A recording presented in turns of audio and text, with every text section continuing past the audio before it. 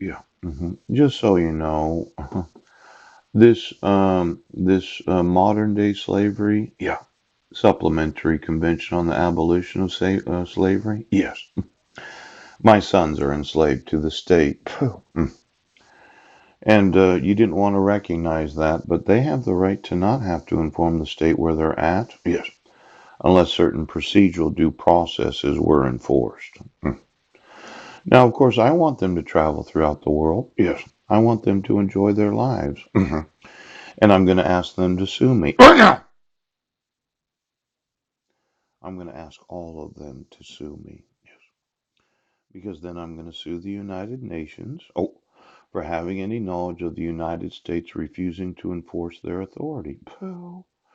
Now, as I explained, if my wife had done what the law requires, yes, I would have got notice of court hearings. Yes. And then I would have explained to the judge that we were married in Kosovo. Yes. And our actual United Nations marriage certificate needs to be dissolved. Now, it's always possible, yes, that the United Nations would have said that, Paul, you can have custody of your sons. Yes. And that once we had the dissolution of marriage, I would have sued the state of Washington for my wife to have to pay child support. But since you didn't give me notice of court hearings, right now, you didn't give me a dissolution of marriage, so I couldn't appeal the decision. Yes.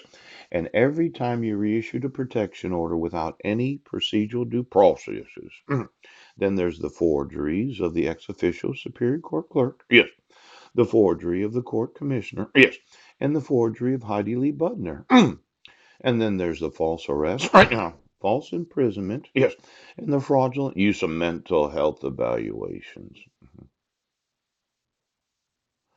See, I'm going to ask my sons to sue me so that once I get their lawsuit, yes, I'm going to sue the United Nations, yes, and the result of that lawsuit is I'm going to sue each and every state of the United States that has any knowledge of the fraud. Washington State.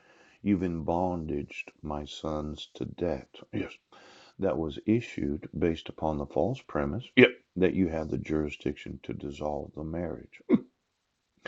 Now, this is a guide to the United States Constitution. It says, know your rights. Yes.